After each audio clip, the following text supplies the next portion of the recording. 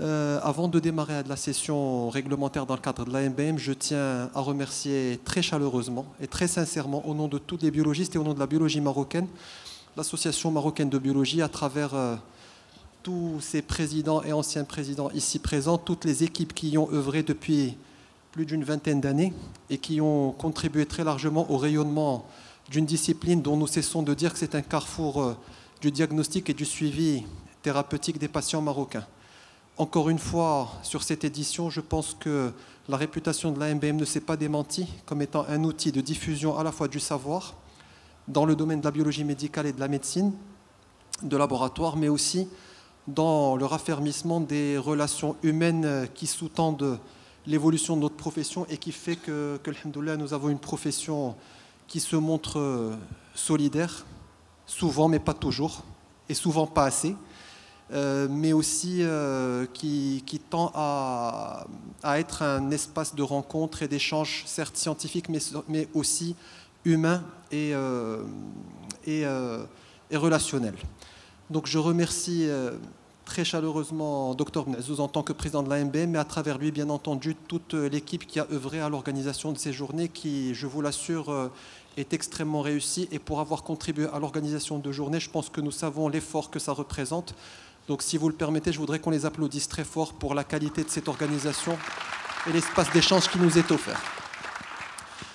Donc pour ne pas tarder, je voudrais remercier très chaleureusement l'Agence nationale de l'assurance maladie en la personne de Dr Melhouf et de Dr Amel qui ont accepté d'être présents parmi nous. Ce sont vraiment, et je le dis sincèrement, des interlocuteurs privilégiés au sein d'une instance privilégiée pour l'échange et l'opérationnalisation d'un certain nombre de revendications de la profession. C'est une chance d'avoir des gens qui parlent un discours que nous pouvons écouter et qui sont tout à fait disposés à écouter notre discours. Nous savons que notre pays, comme le titre de cette table ronde l'indique, est en train de vivre une mutation profonde de son système de santé.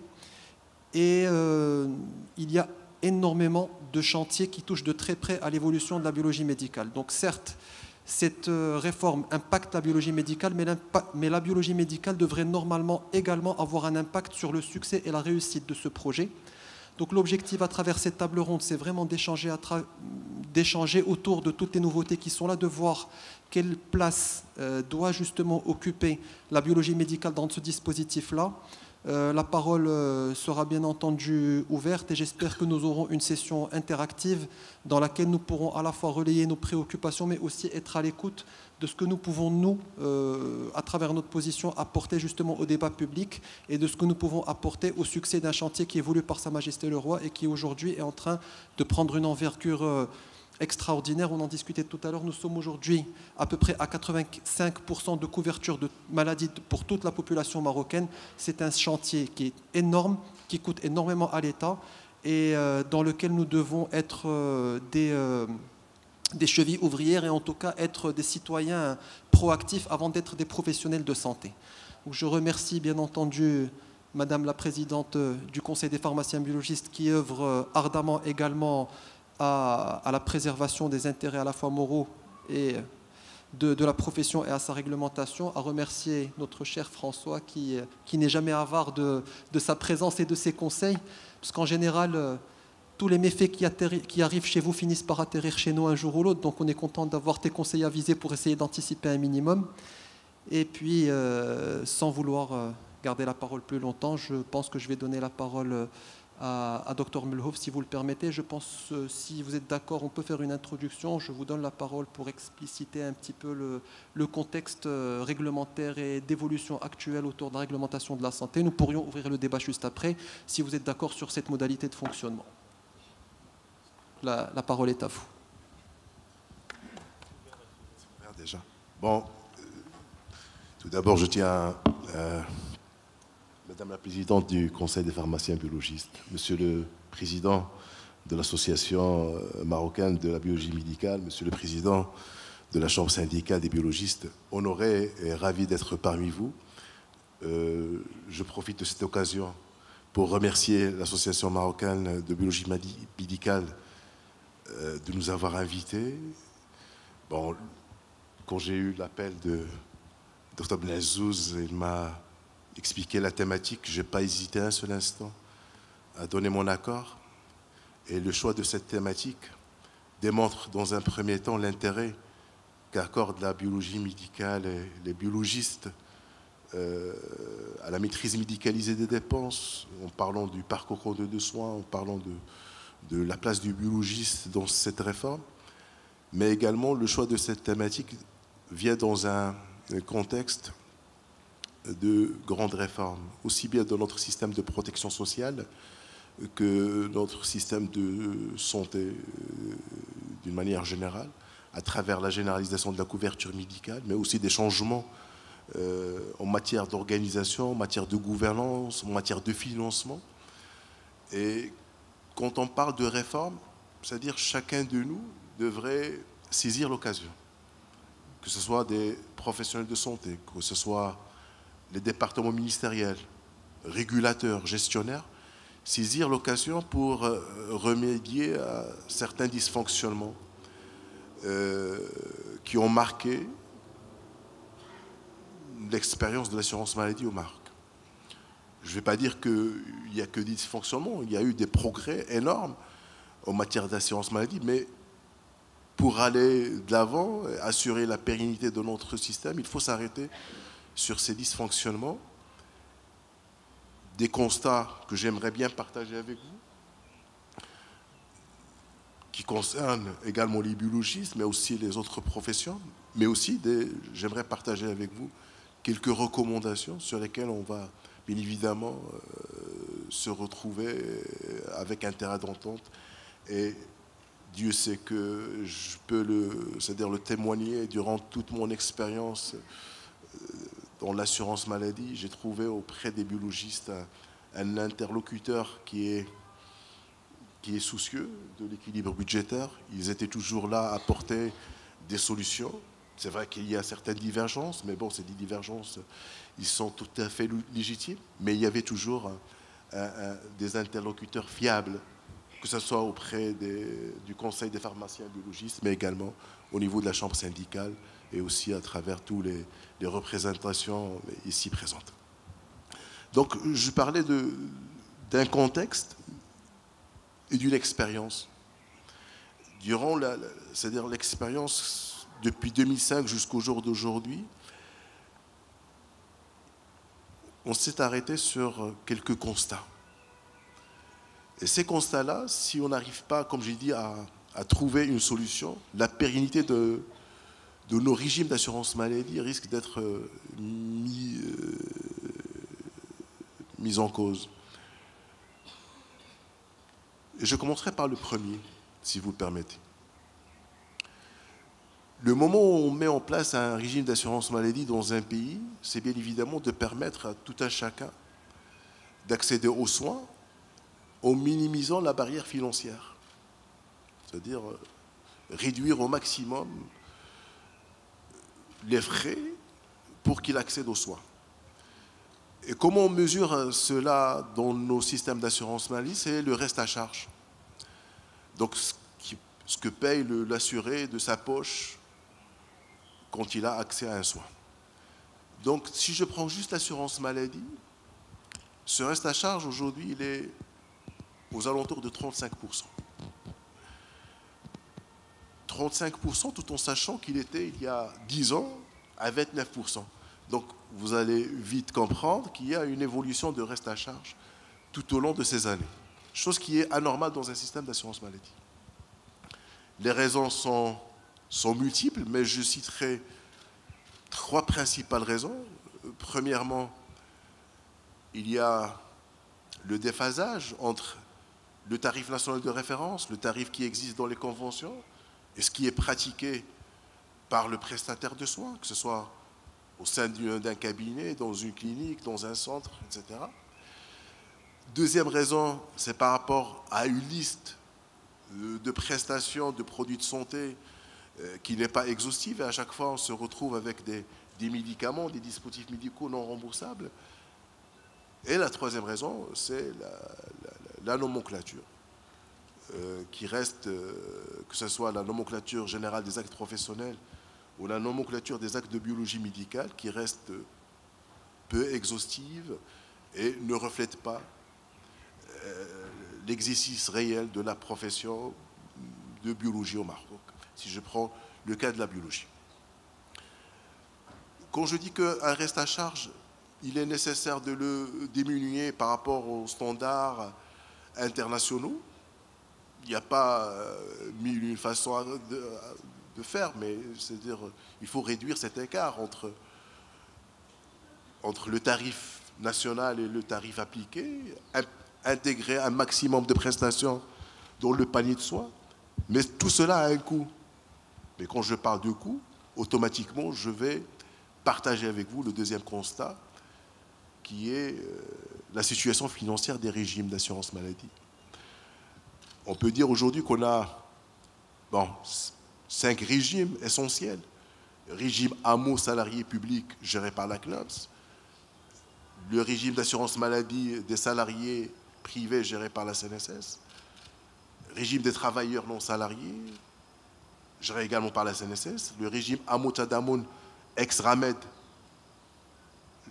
géré par cette même institution, et le dernier régime, c'est l'AMO Chamil pour les personnes qui se retrouvent dans aucun de ces régimes que je viens de citer, mais qui ont la capacité de cotiser.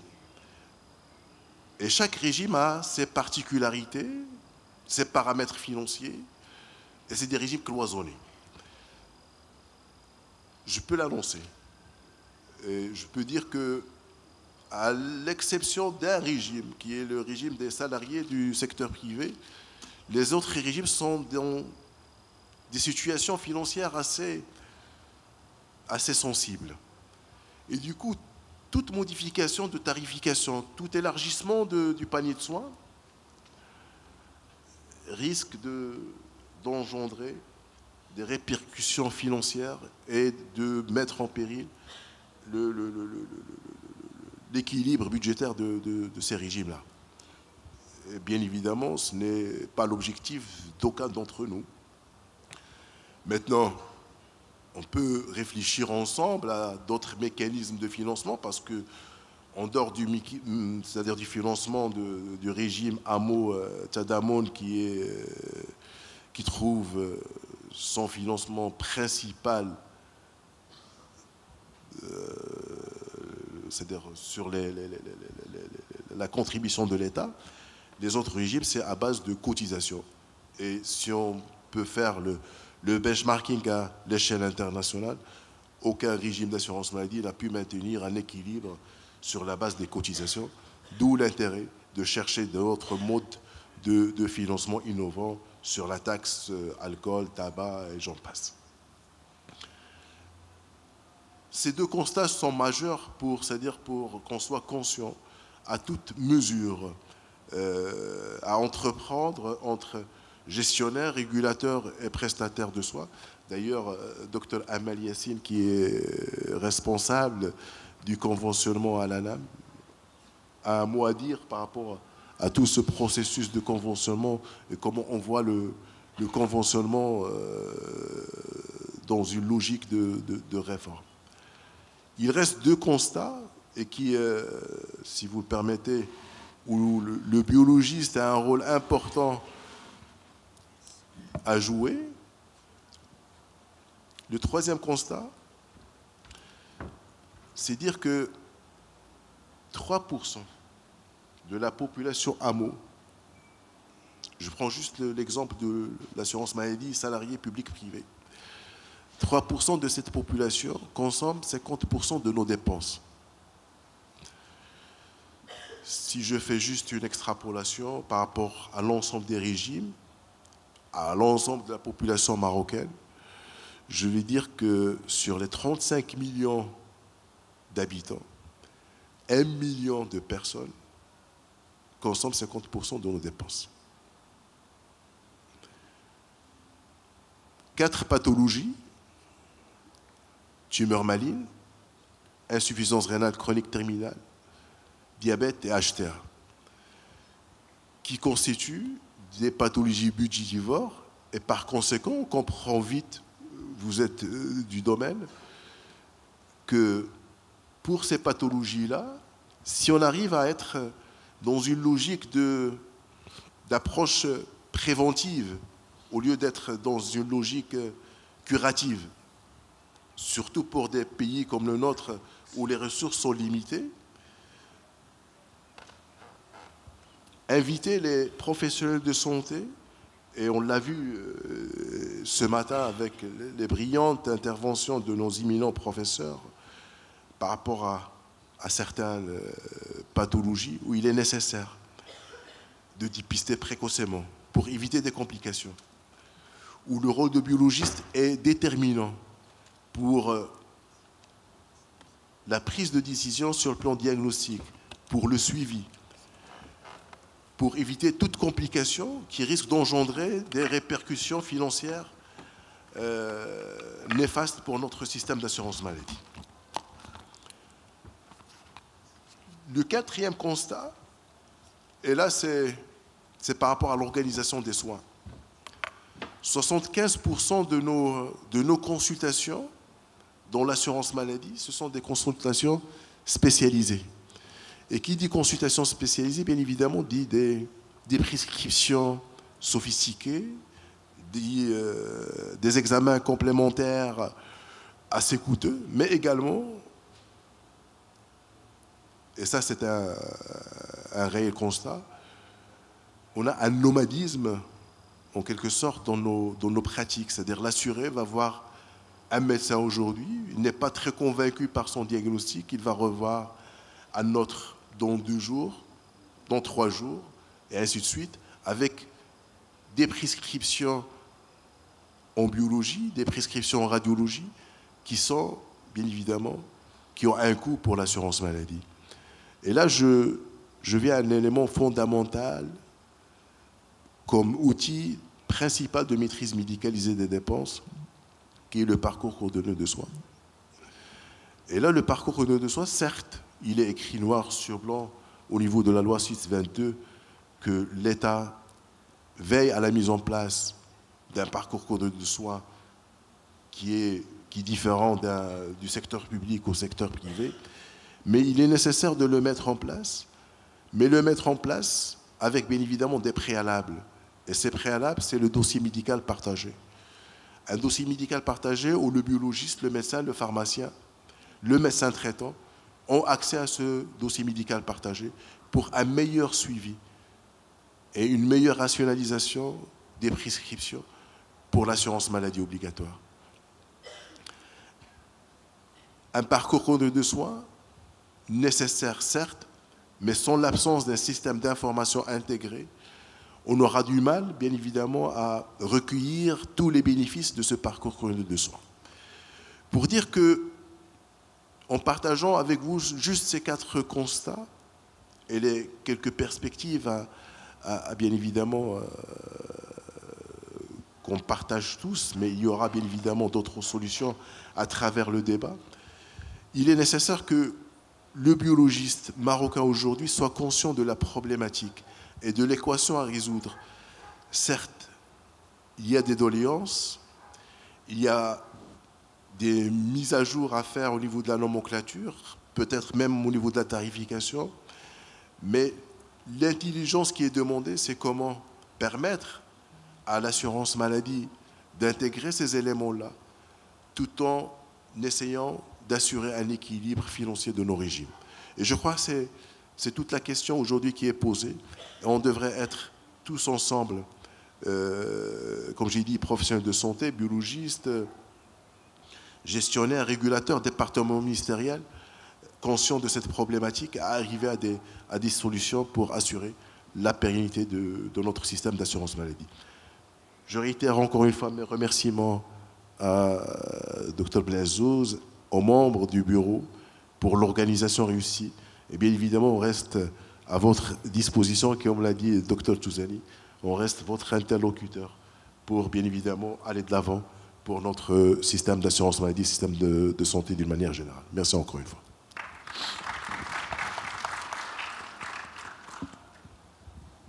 Merci, Dr Melhouf. Merci infiniment d'avoir honoré et d'avoir accepté rapidement notre invitation.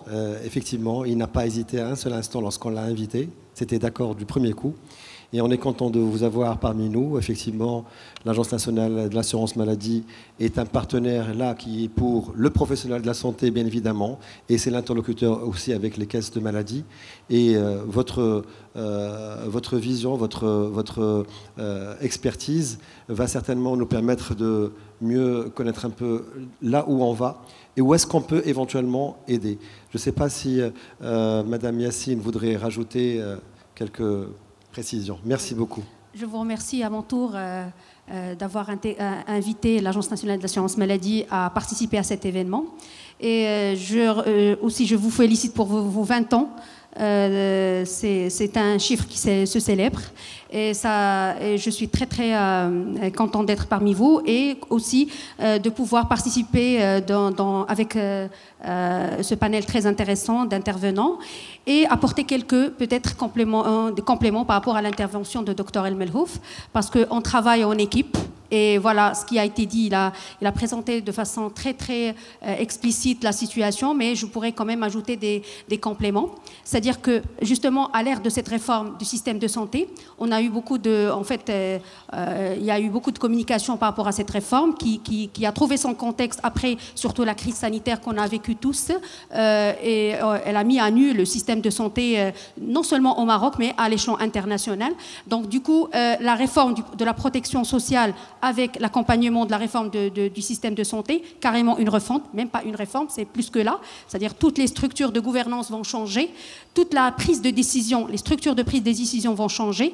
Donc c'est une opportunité. Je trouve que le Maroc, tous ensemble, parce qu'on est tous partie prenante, c'est une opportunité pour mettre toutes les mesures nécessaires pour le changement de notre façon de voir les choses dans notre système de santé. Donc, par rapport à ça, on sait très bien que dans les organes de gouvernance, il y aura le changement de l'Agence nationale de l'assurance maladie pour évoluer vers la haute autorité de santé, qui va avoir une position juridique très, très intéressante et aussi elle va marquer le système de santé. En tout cas, c'est ce qui est prévu dans la réglementation. Et comme l'expérience de l'Agence nationale de l'assurance maladie en matière, que ce soit de conventionnement ou que ce soit de toutes les mesures de régulation qu'on a pu mettre en place depuis 2005 jusqu'à aujourd'hui, il faut les renforcer, bien sûr, pour accompagner justement cette réforme et avoir l'objectif escompté, c'est accès aux soins à l'ensemble des patients qu'on est aussi et à l'ensemble des citoyens. Par rapport à la situation, les constats qui ont été présentés par Dr Melhouf par rapport à notre expérience dans l'assurance maladie, pas uniquement dans l'expérience du système de santé, si on peut dire ça, parce qu'on fait partie de ce système, et surtout la partie financement, on a des défis. Donc si je peux résumer les défis actuels, on a les dépenses de santé qui sont en augmentation. Et ils ne seront jamais en baisse. Ils vont toujours augmenter, c'est juste qu'il faut encadrer cette augmentation, bien sûr, en utilisant les outils de maîtrise médicalisée des dépenses qu'on va voir tout de suite.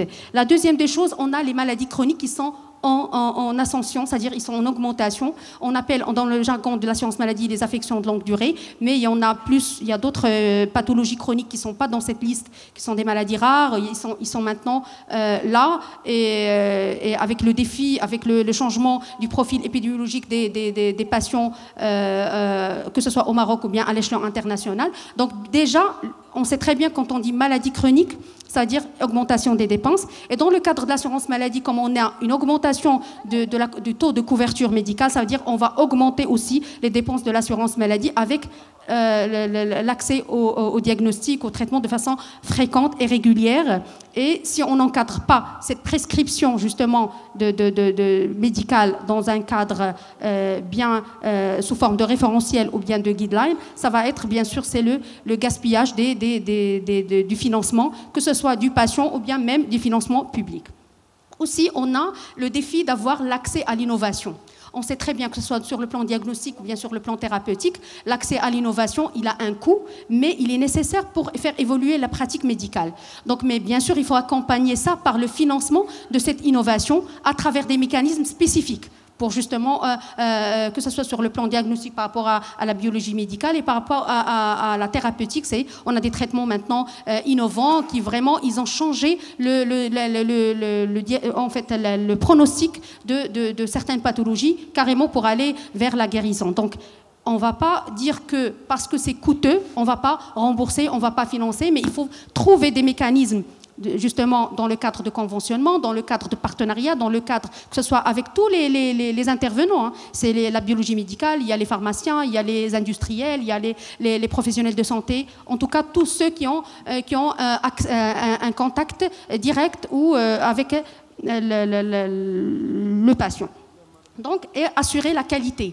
La qualité, ce n'est pas uniquement de la dispensation du soin, mais la qualité aussi en termes de structure, d'établissement de soins, aller dans la certification, aller carrément dans l'excellence, dans l'accréditation. C'est ce que rapporte cette réforme, c'est à instaurer un mécanisme d'accréditation. Tout ça va servir justement dans les mécanismes de financement et comment rémunérer les professionnels de santé dans le cadre de partenariat et dans le cadre de conventionnement. Et c'est voilà l'approche dont nous, on s'approprie avec vous, l'approche de conventionnement nouvelle basée sur des mesures de régulation. Les mesures de régulation passent par, c'est-à-dire réguler l'offre, réguler la demande et agir sur les comportements.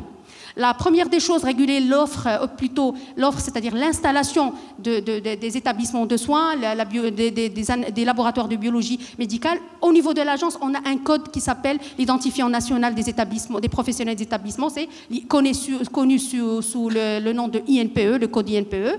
Et ça a permis de réguler la profession, c'est-à-dire au moins, on sait très bien que les personnes qui sont installées, c'est des personnes qui sont vraiment, c'est des professionnels qui ont l'autorisation d'exercer, et on travaille avec les conseils de l'ordre professionnel, on travaille avec les instances administratives qui donnent les autorisations, c'est-à-dire que c'est une mesure importante de protéger la profession médicale, quelle que soit la spécialité, pour s'installer sur le marché de soins, qui est le marché marocain actuellement, et éviter les fraudes, et éviter beaucoup de choses, et des personnes qui sont non certifiées d'exercer la profession médicale qui touche directement aux patients. Ça, c'est la première mesure, agir sur l'offre, agir sur aussi adopter les protocoles thérapeutiques justement pour réguler la prescription médicale, agir sur la nomenclature, ça a été très bien dit, on sait très bien que la nomenclature actuelle, elle ne répond pas aux résultats, certes, elle comprend pas mal d'actes, mais l'innovation, l'évolution technologique, elle ne l'accompagne pas, et on sait très bien qu'un acte qui n'existe pas dans la nomenclature, malheureusement sur le plan réglementaire, il n'est pas remboursé, et c'est le patient qui paye ce prix-là, et aussi on augmente le ticket, le modérateur normalement qui doit être moins de 30%, mais comme il paye l'acte en totalité, ça peut aller vers l'augmentation de la part des ménages en termes de dépenses de santé. Ce n'est pas la protection financière escomptée. Et la deuxième des choses, c'est-à-dire qu'il y a certains patients, ils renoncent aux soins. Et quand on est dans la renonciation de soins, ça veut dire qu'il y a des conséquences. Il va venir en complications, retard de diagnostic, retard de traitement, complications, et ça va être une hospitalisation avec vraiment, on va faire une batterie de tests juste pour sauver le pronostic vital. Et c'est des hospitalisations avec un coût global sur l'assurance maladie et sur le financement public en général. Donc voilà, si on n'a pas cette approche, c'est-à-dire voir uniquement... c'est-à-dire rembourser un test qui est innovant peut-être et cher sur l'État, et si on voit le résultat sur la santé globale et sur l'impact budgétaire sur les finances publiques et l'assurance maladie ou les payeurs, ou on peut les appeler comme on veut, mais en tout cas sur le système de financement, si on n'a pas cette approche globale, ben finalement on n'a pas vraiment gagné de dire qu'il faut rembourser le moins cher ou bien le plus cher. C'est vraiment, il faut voir le coût global de la santé et la prise en charge d'un patient dans un parcours. Là aussi, on a agir sur la demande, c'est le parcours de soins. Justement, Dr Al-Melhouf, il a parlé du nomadisme, mais le parcours de soins, ce n'est pas uniquement ce n'est pas uniquement le patient, c'est aussi le système qu'il faut des mécanismes de mettre en place sur le plan réglementaire de comment ce parcours il est fait. Heureusement, dans la loi de 622 sur la réforme du système de santé, on a cette mesure d'instaurer le parcours de soins coordonnés. Il faut compléter ça par des décrets d'application, justement pratiques. C'est un parcours qui est vertical, c'est-à-dire par niveau de soins, et aussi horizontal pour mettre à travers l'instauration d'un dossier médical partagé pour tracer justement ce parcours de patient et après faire des mesures si quelqu'un choisit de multiplier les prescriptions ou aller chez beaucoup de médecins ou aller chez plusieurs, il va payer peut-être sa contribution mais l'assurance maladie va peut-être assurer un parcours qui est bien avec des filières, c'est-à-dire qui vont être définies par arrêté ministériel par la suite. Mais je peux dire que c'est un chantier que l'Agence nationale d'assurance maladie participe avec le ministère de la Santé à mettre en place ce parcours sur le terrain, et bien sûr en concertation avec les parties prenantes, qui est les professionnels de santé qui sont une partie prenante, que ce soit le secteur public ou bien le secteur privé, avec les spécificités de chacun. Aussi, on a les protocoles thérapeutiques. Je mets un point sur les protocoles thérapeutiques parce que toutes c'est-à-dire les référentiels internationaux ou bien nationaux, c'est comment prendre en charge une pathologie, comment prescrire un médicament, un texte de diagnostic, la hiérarchisation des actes, pas mal de choses qui sont dans un protocole qui doit être national, c'est vrai, inspiré de ce qui est à l'international, à travers un protocole, recommandation de bonne pratique médicale, qui vont être transformés peut-être avec l'assurance maladie, dans le cadre de l'assurance maladie, dans le cadre peut-être dans la haute autorité de santé, en référentiel pour être en harmonie avec les dispositions réglementaires.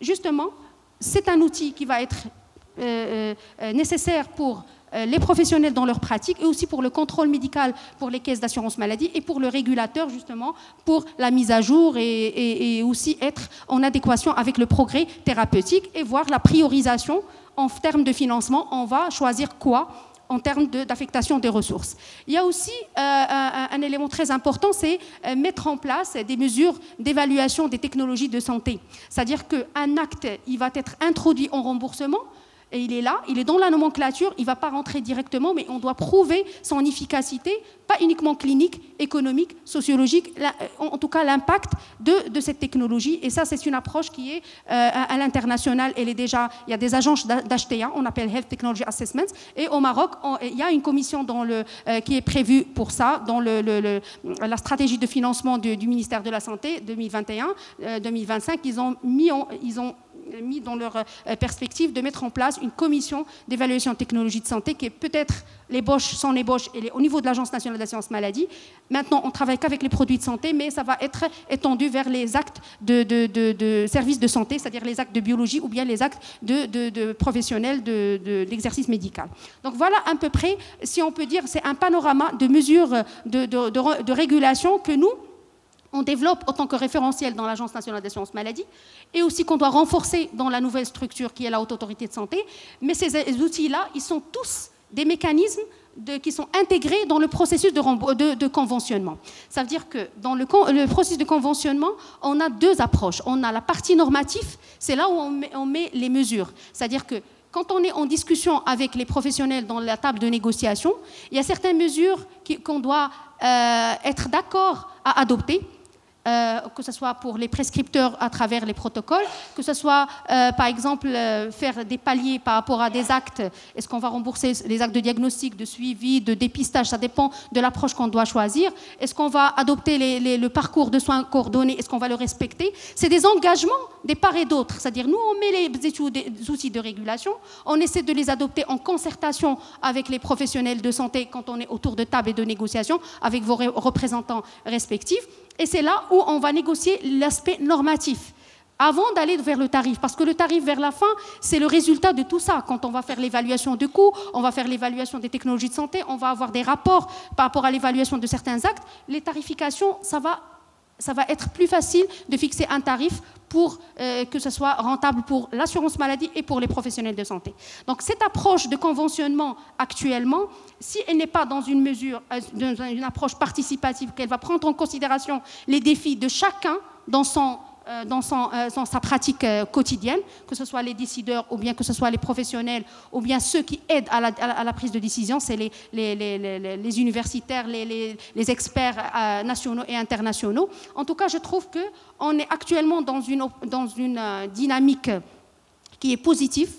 Les rencontres scientifiques, ils ont leur place à remonter un peu l'information du terrain, de l'exercice de la profession vers justement les parties prenantes. Comme ça, il n'y a pas ce cloisonnement, c'est le décloisonnement. Et je pense que si on ne fait pas ce décloisonnement à travers nos pratiques et dire les choses telles qu'elles sont, eh ben, on ne va pas vraiment répondre au challenge qu'on le veuille ou pas, et c'est un challenge international que le Maroc fait partie, et il fait partie pas uniquement à l'échelon local, mais aussi au l'échelon africain, et c'est la locomotive, si on peut dire, si on se permet d'être la locomotive du continent, il faut qu'on soit vraiment au rendez-vous. Donc voilà ce que je voulais dire par rapport à cette approche qu'on veut adopter au niveau de l'Agence nationale de l'assurance maladie et qu'on veut inscrire dans la nouvelle réforme. La digitalisation, ça reste un pilier qui est à part dans la Haute Autorité de Santé. Et aussi, pour nous, la digitalisation, c'est le pilier capital pour faire réussir ces outils de régulation. Et bon, je suis à votre disposition par rapport à d'autres compléments. Je vous remercie. Merci beaucoup. Merci à Dr Melouf, merci à Mme Yassine pour leurs interventions très instructives. Avant de donner la parole très rapidement à Madame la Présidente du Conseil des pharmaciens biologistes, puis à nos orateurs pour un tour de table, et bien sûr, avant de vous donner la parole, si vous le permettez, j'aurai 4-5 petits points à citer en tenant compte de vos interventions respectives.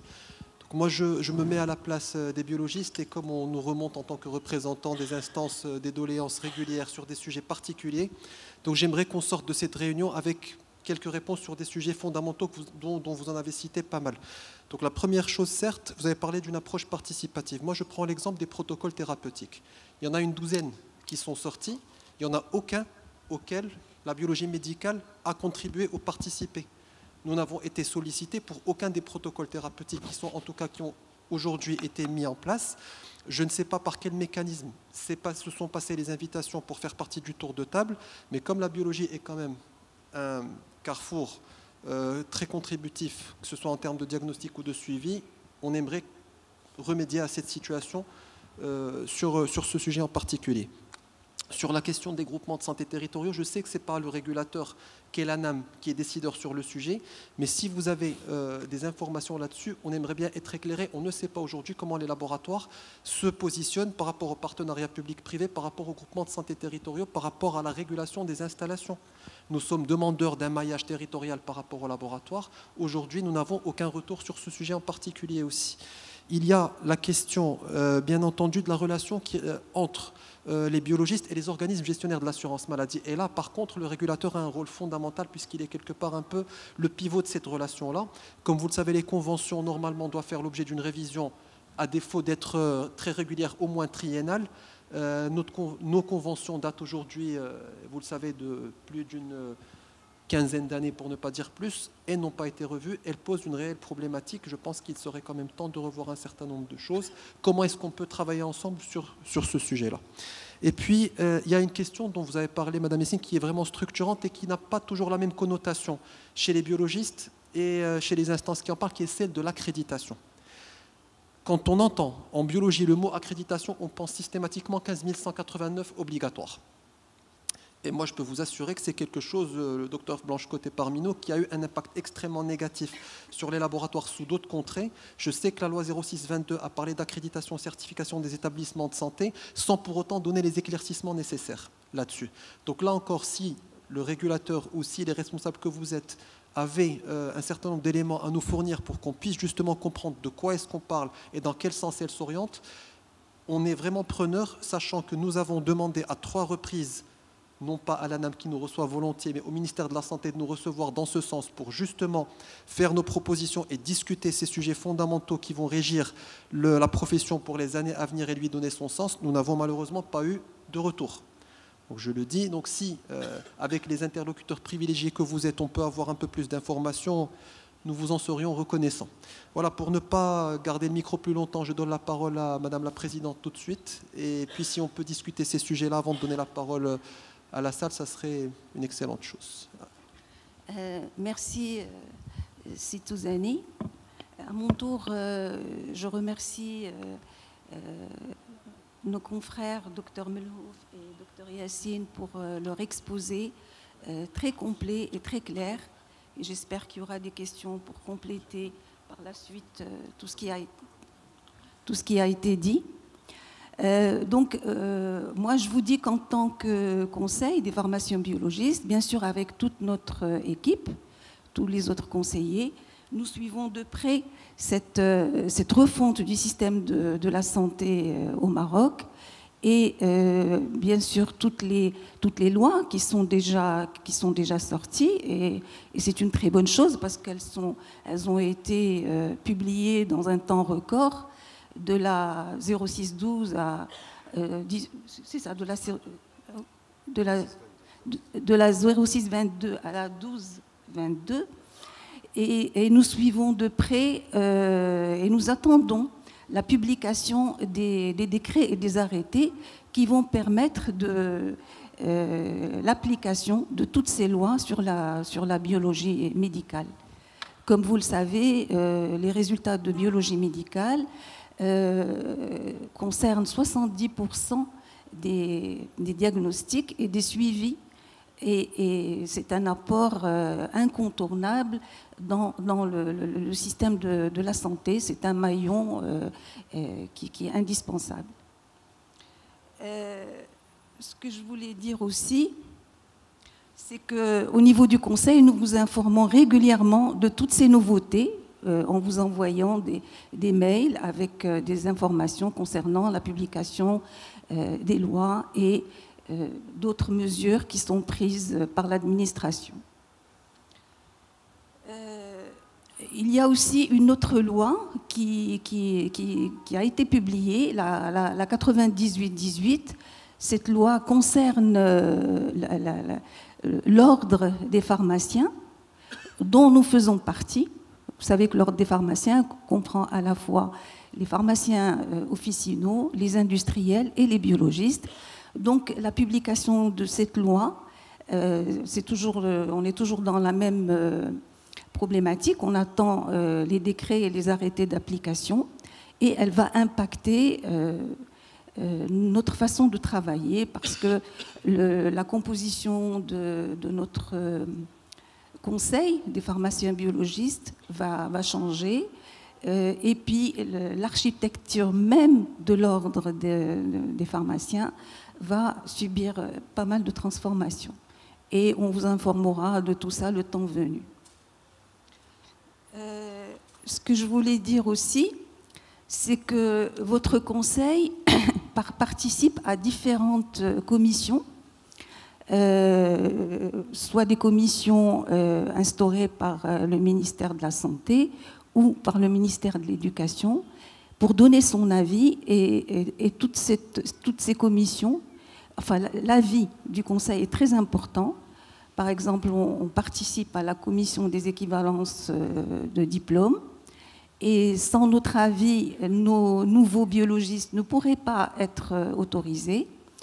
On participe également à la commission des réactifs. Là aussi, nous avons notre mot à dire pour les nouveautés, pour la réactovigilance, etc., de tous ces réactifs. Évidemment, nous participons à la commission de nomenclature.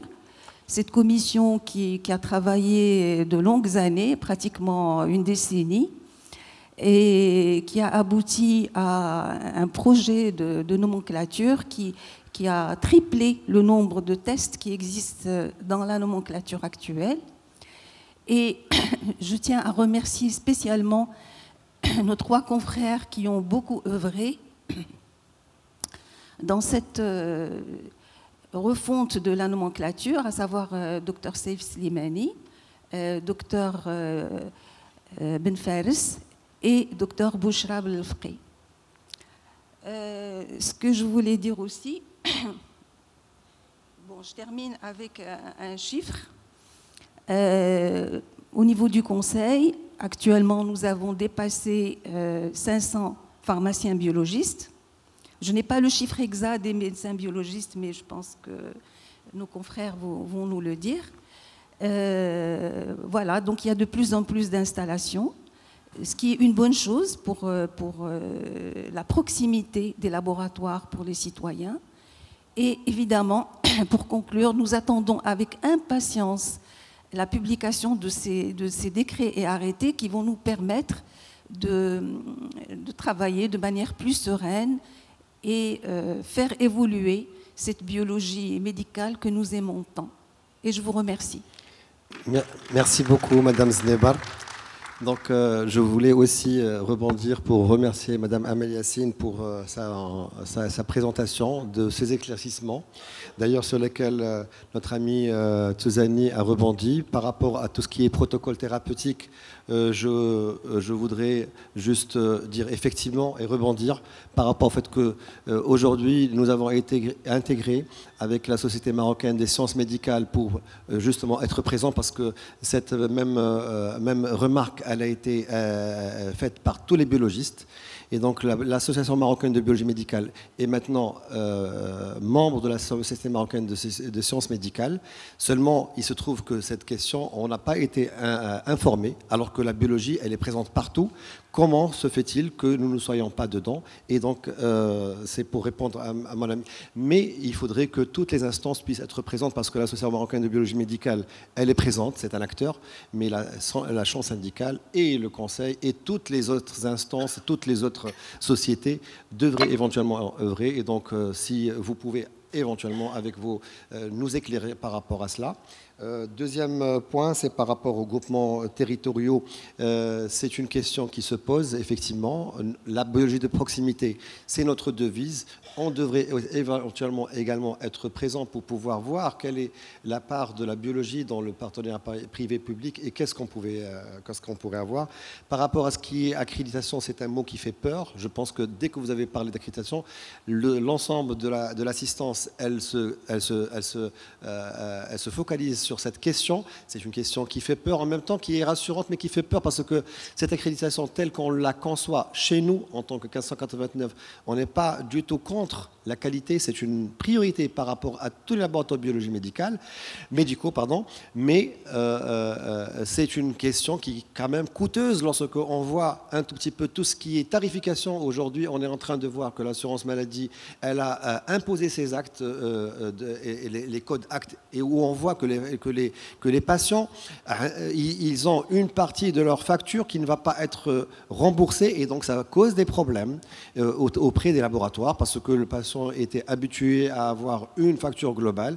Il était remboursé peut-être à 70%. Aujourd'hui, c'est une partie des actes. Si on a une partie de 50-50, 50% de sa facture, elle sera pénalisée des 50% et des 30%. Donc ça lui fait à peine 30%. C'est quelque chose qui est un tout petit peu à réfléchir avec les prestataires. Sachant très bien qu'on prend en considération tout le mal et on est dans un contexte marocain dans lequel nous avons cette priorité à voir ensemble. Donc c'est une chose qu'on devrait peut-être en voir un tout petit peu plus de près. Moi je pense aussi, voilà, je vais pas trop monopoliser la parole. Je vais donner la parole à notre ami Jean-François Blanchecotte pour nous éclairer un tout petit peu par rapport à son expérience et nous éclairer comme d'habitude. Et je le remercie infiniment de toujours accepter d'être présent et de nous donner et faire part de son expérience. Voilà. Après, on aura parlé à notre ami Hicham Ouazzane. Merci, Monsieur le Président. D'abord, premièrement, c'est un honneur de pouvoir intervenir et d'apporter quelques éléments de notre côté, de notre vision des choses. Et puis, merci beaucoup, en tout cas, pour ce magnifique congrès, comme d'habitude, qui est très bien organisé. Si 20 ans est la maturité peut-être d'une association, en tout cas, les deux interlocuteurs là, moi, je veux bien les avoir en France pour discuter avec l'assurance maladie. Ils ont l'air très matures, en tout cas, pour parler des problèmes de la biologie. Ça me semble évident aujourd'hui. Je pense que tous les pays ont cette conscience. Aujourd'hui, pour les Français, la santé, c'est le deuxième préoccupation. Après les difficultés économiques, c'est vraiment un sujet majeur.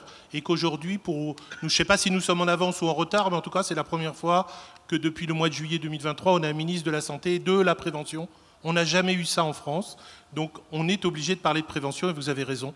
Si aujourd'hui nous étions à l'équilibre à la sécurité sociale en France en 2023, la crise Covid a changé complètement la donne et nous sommes aujourd'hui déficitaires parce que, évidemment, on a mis beaucoup d'argent sur cette crise sanitaire. Donc on voit qu'aujourd'hui, entre le payeur, l'organisateur, le référent aujourd'hui du remboursement et les professionnels de santé, il y a évidemment une articulation majeure qu'on doit avoir parce que si on n'a pas une discussion permanente avec vous, eh bien on ne peut pas anticiper les dépenses de l'État et en tout cas prendre en charge au niveau de la santé publique. Il y a le côté politique d'un État, mais il y a aussi le côté réglementaire, financier, et vous êtes un acteur privilégié.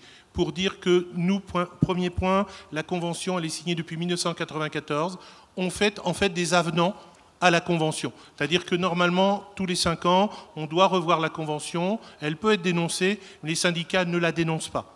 On fait un avenant. Nous sommes dans l'avenant numéro 12, c'est-à-dire que nous essayons de moderniser notre convention avec l'assurance maladie. Deuxième point très important, dans cet avenant, le dernier, nous avons pris conscience qu'il fallait travailler entre l'assurance maladie, les professionnels que nous sommes, mais nos prescripteurs. Donc on a créé, effectivement, pour la première fois cette année, la présidence vient d'être prise par un médecin biologiste au mois de février, une commission de gestion du risque. Pourquoi? Parce que nous avons le même souci que vous, à savoir qu'un examen coûte cher, il peut amener des économies sur le long terme, il peut amener des améliorations de prise en charge du patient en termes de santé publique, mais on sait que ça a un coût, donc on veut savoir, évidemment, dans cette commission de gestion du risque, avec les médecins prescripteurs, en disant ne prescrivez pas trop, prescrivez bien. L'efficience, la qualité, vous l'avez souligné. C'est vrai que du côté de l'accréditation, un petit mémo, on a simplifié notre accréditation française. On ne va pas jusqu'à un 100% aujourd'hui, même si on appelle ça 100%, ce n'est pas vrai. On fait en fait une accréditation des lignes de portée. Dès l'instant qu'une machine valide un examen, on considère que les autres examens sur la même machine, avec les mêmes contrôles, sont accrédités. Donc on a fait un pas de simplification, parce que sinon on n'y arriverait pas. Et donc, ça a permis de simplifier le pas vers l'accréditation, entre guillemets, des portées de laboratoire. Donc ça, c'est très important. Ensuite, dans cette commission de gestion du risque, on essaye d'évaluer ce que peut amener un biologiste en prise en charge. Vous avez cité très bien ce que coûte cher à l'État, mais nous, c'est pareil. On est diabète, maladie cardiovasculaire et MRC. Pour la première fois, l'assurance maladie française accepte de prendre en charge, à l'initiative du biologiste, sans ordonnance, un examen qui s'appelle le rapport albumine sur créate pour un patient qui n'aurait pas eu cet examen dans l'année qui a précédé. C'est-à-dire que le patient peut être pris systématiquement. C'est un examen qui ne coûte pas cher et qui permet d'arriver à dépister la MRC en stade 2. Donc on est déjà très en avance par rapport à la greffe, par rapport à la dialyse. Et donc ça, c'est un coût majeur. Et pour en fait un coût mineur, le biologiste peut avertir le médecin, travailler avec lui pour prendre ce type d'examen. On a développé, vous l'avez su, l'HIV sans ordonnance pour laisser évidemment les patients pas en dehors du soin, pas de refus de soins, pas d'exclusion du soin, parce que l'objectif, c'est de rentrer tout le monde. Et évidemment, l'assurance maladie, chez nous, prend en charge 77% des actes, 23% par les complémentaires. Alors c'est vrai que pour les gens qui ont peu d'argent, il y a une complémentaire médicale universelle qui permet effectivement de compléter dans le panier de soins. Mais il reste 23%.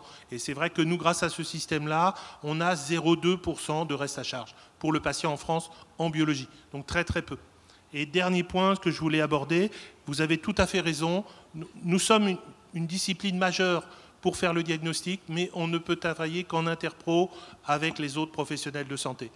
Il faut absolument qu'on arrive par les outils numériques, et on l'a fait parce qu'on n'a, entre guillemets, pas demandé l'avis des Français, on a ouvert un dossier médical à tout le monde, aux 68 millions de Français. On leur a dit, on vous ouvre. Si vous n'en voulez pas, vous avez le droit de refuser. Mais par défaut, on vous l'ouvre. Et on vous met dessus tous les résultats. Biologie, radiologie, consultation d'un médecin. On voit qu'aujourd'hui, le temps médical, par exemple, est compté. Et la Direction nationale du numérique en santé va donc imaginer, en tout cas faire un appel d'offres pour qu'on ait des logiciels d'intelligence artificielle qui prennent la consultation du patient et du médecin et qui fassent le résumé lui-même. C'est-à-dire que pour gagner du temps médical, au lieu de prendre des notes, de saisir sur un ordinateur, l'IA va directement résumer la consultation en très peu de mots. Et nous, le biologiste, on va pouvoir accéder par nos systèmes d'information. Ils vont lire cette information-là, ce qui fait que quand on interprète nos examens, on aura la consultation du médecin en même temps. Pourquoi le patient est venu voir le médecin? Et donc, dernière étape, c'est la coordination entre les professionnels. On a donc proposé un outil tout bête qui s'appelle l'ESCAP. Alors, c'est un acronyme, ça veut dire l'équipe de soins coordonnée avec le patient, parce que c'est très important de travailler avec les associations de patients. Et donc, en fait, le patient met son médecin, son kiné, son infirmière, son biologiste sur un outil informatique. Et en fait, on partage avec l'équipe de soins les données biologiques. Quelqu'un qui saigne à domicile, il faut que le patient, si sous AVK, le biologiste soit au courant. Et donc c'est cette ESCAP qui est aujourd'hui un outil de coordination, la première marche de coordination des équipes de soins primaires, dans lequel on essaye de travailler, de partager l'information, éviter la redondance des soins, éviter de payer des soins qui n'ont pas d'intérêt, et éviter effectivement qu'un patient ait un parcours chaotique entre tous les professionnels, le système public, le système privé. Donc voilà ce que j'ai résumé. Je pense que dans ce cas-là, on peut arriver, et vous êtes à la même maturité que nos interlocuteurs avec qui nous discutons en France, il faut vraiment privilégier les relations entre l'assurance maladie et Biogis. Je pense qu'il faut s'écouter, et là on a vraiment des résultats d'efficience de soins et de prise en charge. Et l'innovation, on l'a fait un peu à part. Effectivement, on a mis une somme d'argent pour l'innovation en biologie, et on a 3 ans pour la dépenser. L'État a accepté de mettre 50 millions d'euros en disant on va faire rentrer des nouveaux examens, et à partir de ce moment-là, sur les 3 années, on peut inscrire des nouveaux examens au remboursement de l'assurance maladie. Voilà. Merci beaucoup, cher François. Avant de donner la parole à notre ami Hicham Ouazzani, fondateur de la MBM, puisqu'on est dans les 20 ans, ça fait 20 ans qu'on est ensemble, et passe président. Mais alhamdoulilah, il n'y a pas encore de cheveux gris, ça va, ça se passe bien. Je voulais juste rebondir par rapport à un petit point, rapidement. François, s'il te plaît, combien d'actes médicaux sont pris en charge par votre assurance? Parce que nous sommes à 570 actes, sur pratiquement 3000 actes dans ce qui est le plus courant. Et je pense que vous êtes sur 1200, quelque chose on est à 1000, en fait, 1000 actes. Et on a, dans un labo de biologie de proximité, c'est 250 qu'on en fait à peu près. Donc voilà, donc je précise, 77% des actes sont pris en charge. Ah, ça c'est le paiement par l'assurance maladie. Par l'assurance maladie. C'est-à-dire alors que nous sommes à 570. Voilà. Et ils sont remboursés à combien? C'est remboursé à 60% normalement, ouais, avec 40% de participation par la mutuelle. Mais il y a ce qu'on appelle les ALD, c'est-à-dire les gens qui sont à 100%. Oui. Comme on a beaucoup de diabète, beaucoup de maladies cardiovasculaires. En fait, 77% vraiment par l'assurance maladie. Ici aussi, les ALD sont remboursés à 100%. Voilà. Merci beaucoup. C'était juste une précision que je voulais mettre de l'ordre. Vas-y, c'est Hicham, vas-y, à toi. Alors, donc moi je vais aller cash dans le vif du sujet. Donc tout d'abord, il faut rendre à César ce qu'appartient à César. Le reste à charge pour les maladies graves telles que les cancers et la dialyse par nos organismes payeurs marocains, il est à 0 pratiquement. Donc, et ça, il faut le saluer. D'accord? Donc nous, on en est conscients. Par contre, le reste à charge, en général, pour moi, ce n'est pas une mauvaise chose. C'est une façon de responsabiliser aussi les patients. Parce que vous avez parlé de nomadisme, vous avez parlé de personnes qui vont aller consulter plusieurs patients, voire plusieurs laboratoires. Et donc, ce reste à charge aussi, c'est un moyen de responsabiliser. On en connaît quelque chose, puisqu'on a eu des conventionnements dans l'ancien temps avec des restes à charge. Et on a vu, quand le reste à charge était minime, les dépenses, ils allaient bon train. Donc ça, c'est premier. Alors deuxièmement, moi, je ne répondrai pas sur les solutions, parce que vous êtes venu nous parler cash. C'est l'équilibre de nos caisses. C'est très important. Alors nous, ce n'est pas pour nous dédouaner, on représente 6 à 7% des dépenses des caisses. Hein? Donc il faut mettre un petit peu les chiffres à leur place. Par contre, ce n'est pas pour nous dédouaner, on veut apporter notre contribution. Alors, que peut apporter le biologiste? C'est ce que vous voulez entendre. En tout cas, je parle un peu de ce que j'ai envie de transmettre. Alors, premièrement, je pense que la baisse des tarifs ne peut pas être le seul levier. C'est très simple. Et je vais vous donner un exemple concret. Par contre, il faut une juste tarification. Et c'est ça ce qui nous manque. Donc, il faut une nomenclature juste. Non pas forcément à la baisse ou à la hausse. Je vous donne un exemple simple. Aujourd'hui, les caisses, ils remboursent une recherche qui a une sensibilité à 40%. Ça veut dire qu'une fois sur je ne sais pas combien, sur 2, on aura un résultat négatif pour quelqu'un qui est positif. Et je parle par exemple de la recherche de chlamydia, avec toutes les conséquences. D'accord? On est dans la prévention. La PCR qui coûte plus cher n'est pas remboursée. Pourquoi? Tout simplement, il n'y a pas une actualisation de la nomenclature. Et donc là, je joins ma voix à mes collègues pour transmettre un peu nos doléances, notamment au niveau du ministère de la Santé, qui puisse nous ouvrir les portes pour qu'enfin on puisse discuter sérieusement, voilà, d'un mécanisme déjà de discussion sur la nomenclature et d'un mécanisme permanent pour la mise à jour, au moins annuelle ou tous les 2 ans. Parce que nous, le travail, je vous le dis, il a été fait. Depuis 8 ans ou 7 ans, on a travaillé sur une nomenclature, non pas entre nous, mais en collaboration avec des scientifiques, avec nos professeurs, etc. Et cette nomenclature, elle est, je pense, dans les bureaux du ministère de la Santé, et on n'en a aucune réponse. Voilà. Alors, deuxièmement, en termes de prévention, pourquoi pas réfléchir à l'équivalence ce qu'on dit en médecine, l'approche syndromique. Je parlerai moi de l'approche pathologique pour le remboursement des actes. Vous avez dit que le diabète et l'HTA représentaient 3e et 4e dépenses. Et on sait très bien que dans le diabète et dans l'HTA, ce n'est pas le diabète qui coûte cher, ce sont les complications. Et donc, pourquoi pas penser à une approche de bilan conventionné, hein, avec donc des modalités annuelles, avec un certain nombre bien défini, avec des paramètres bien définis, notamment par exemple sur ce rapport protéines sur créa, d'accord, avec une tarification qui est aussi bien réfléchie. Et dans ce cas-là, pourquoi pas faire un conventionnement partiel pour ce type de bilan, pour qu'on puisse être dans l'esprit d'une prévention des complications de ces deux pathologies qui sont budgétivores, à savoir le diabète et le HTA. On n'est pas demandeur, je pense, d'un conventionnement total. On a vu ce que ça faisait, le conventionnement total. C'est-à-dire, au bout de 6 mois, on va se rendre compte que les caisses sont en train donc, voilà, de diminuer. Et finalement, qu'est-ce que fait les caisses? Ils arrêtent net la convention. Et donc, par conséquent, l'accès aux soins. Vous donnez quand quelqu'un goûte à quelque chose qui est gratuit, c'est difficile qu'il puisse payer et après revenir attendre son remboursement. Donc là aussi, c'est une deuxième solution, on va dire, pour qu'on puisse justement participer à cette régulation donc, des dépenses de la caisse. Voilà ce que j'avais à dire. Merci. Merci beaucoup à nos orateurs. Je pense qu'on peut donner la parole à Dr Melhouf ou Dr Yassine si vous souhaitez répondre à cette salve de questions déjà. Avant peut-être de donner la parole à la salle pour d'éventuels commentaires ou questions. Oui. Merci, Dr Touzani. Donc, merci à l'ensemble des observations et qui sont complémentaires. Je vais essayer de répondre, parce que je ne sais pas si je vais répondre réellement à l'ensemble des questions. Bon, Dr Melhouf pourrait aussi apporter des compléments.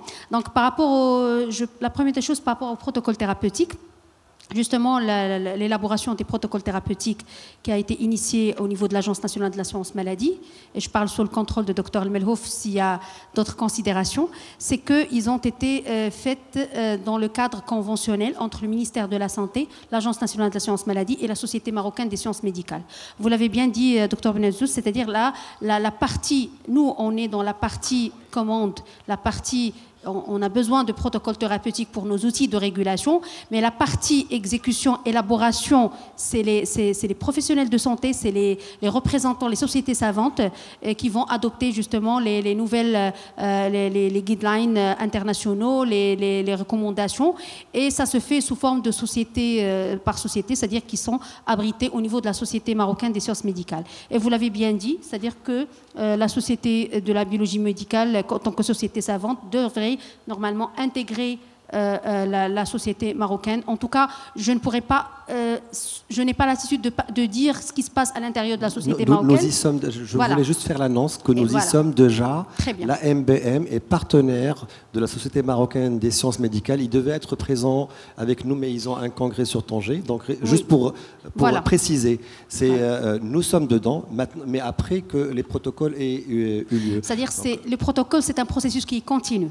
C'est-à-dire ce qu'on a fait jusqu'à maintenant, on a commencé. Il y a des protocoles qui ont été approuvés, mais il y a toujours la possibilité il y en a d'autres qui sont en cours. C'est-à-dire que vous allez prendre le train en marche. C'est-à-dire ce n'est pas peut-être, vous n'étiez pas au début, mais maintenant c'est un processus qui est continu. En plus de ça, il y a toujours la mise à jour des anciens. C'est-à-dire que l'évolution, on ne va pas la stopper, mais ce qui est important pour nous, en tant que régulateurs, c'est avoir ce partenariat conventionnel pour là où on pourrait discuter de l'élaboration des protocoles thérapeutiques. Donc voilà un peu, j'explique un peu le contexte, comment ces protocoles sont rédigés, comment ils sont faits, comment ils sont validés par monsieur le ministre de la Santé, et quelle est l'étape après, ce que ces protocoles aux recommandations de bonnes pratiques normalement devraient, dans le cadre de l'assurance maladie, parce qu'ils ont été élaborés sur le plan scientifique, mais il y a une autre étape selon la réglementation, c'est qu'ils doivent être transformés en référentiel, et ça c'est dans le cadre de l'assurance maladie avec les caisses, les organismes gestionnaires et le régulateur qui est l'ANAM et future autorité de santé. Ça d'un point par rapport au protocole. La deuxième des choses par rapport à la question d'installation et dans le cadre de l'installation des laboratoires de biologie médicale dans le cadre de GST, je peux dire qu'actuellement, puisque c'est une réforme du système de santé et c'est l'approche, ou bien c'est au niveau du ministère de la Santé, je ne pourrais pas répondre, c'est-à-dire c'est en dehors de notre champ de compétences, parce que nous aussi, autant qu'assurance maladie, on est des utilisateurs. C'est-à-dire tout ce qui va se faire dans le groupement sanitaire territoriaux, il va changer le schéma de l'offre de soins, et nous, dans le cadre conventionnement avec les établissements de soins, aussi on doit s'adapter avec ce qui va être mis dans les décrets d'application, et aussi dans les arrêtés si on a. Donc nous aussi, on est en attente par rapport à cette transformation pour savoir quelle modalité de conventionnement on va mettre en place avec ces structures-là. À ce niveau-ci, vous permettez, oui. Juste, si on a fait allusion à cela, c'est parce que vous êtes nos interlocuteurs, vous êtes là, les régulateurs, vous êtes là, l'intermédiaire entre toutes ces instances. C'est-à-dire que nous sommes et nous partons directement, nous voyons. Mais maintenant, vous, en tant qu'agence, à partir du moment où vous gérez tout cela, c'est-à-dire que les biologistes, ils ont toujours tendu la main pour pouvoir être présents et discuter. On est dans cette logique. On sait très bien qu'on est dans une politique d'amélioration. Il y a beaucoup de chantiers qui sont en cours et qu'on ne peut pas tout faire ensemble. Mais juste garder à l'esprit que les biologistes sont présents, ils ont toujours été là. Voilà, c'était juste par rapport à cela. Voilà. En tout cas, on est aussi, comme vous, c'est-à-dire on attend de comment cette organisation de GST est mise sur le terrain pour qu'on puisse s'adapter aussi et qu'on peut aussi intégrer dans notre processus de conventionnement. Puis, vous avez parlé aussi de la révision du processus. Donc, on sait très bien que la révision a commencé, en tout cas, depuis longtemps, mais à chaque fois, on reconduit la convention qui est actuellement parce qu'il n'y a pas d'accord définitif, mais ça ne veut pas dire qu'il n'y a pas des tentatives à chaque fois d'améliorer notre processus de conventionnement, d'ouvrir le débat avec nos interlocuteurs. Et on a commencé avec le lancement d'un cadre conventionnel type depuis l'année dernière. Et on a invité les représentants de la biologie médicale à être avec nous justement pour discuter ce cadre conventionnel type, pour apporter les éléments qu'on doit améliorer avant de lancer les négociations. Mais comme on est en système de réforme, donc il y a beaucoup de choses qui se font en même temps, ce qui a retardé un peu le processus de conventionnement, mais il est toujours en marche. C'est-à-dire on est toujours avec vos représentants en train de voir comment discuter ce cadre conventionnel type qui est un outil réglementaire dans la convention avant d'aller de discuter vraiment la négociation des conventions et les termes. C'est-à-dire c'est comme un cadrage qu'on doit avoir sur le plan réglementaire qui doit être publié avant vraiment d'aller dans le fond de la convention et élaborer une convention nouvelle. Mais ce qu'on veut faire, c'est-à-dire que comme on est en système de réforme et comme on est en train de faire adopter de nouveaux outils de régulation, donc ça va être dans ce cadre. Donc je pourrais pas aller au-delà de ce qui est fait actuellement. Donc peut-être dans d'autres rencontres, on pourrait avoir le retour de ce qu'on a fait comme processus. Le quatrième point qui a fait peur peut-être, c'est l'accréditation. Je peux dire que l'accréditation, ça se fait dans d'autres pays et au Maroc, il veut quand même aussi s'aligner aux pratiques internationales par rapport à cette mesure. C'est pour ça que ça a été inscrit dans la réforme du système de santé. Je ne pourrais pas dire plus comment ça va se faire parce qu'on a besoin de décrets d'application pour voir comment cette accréditation va se faire. Ce que je sais, c'est qu'elle est différente, l'accréditation, elle est différente de la certification.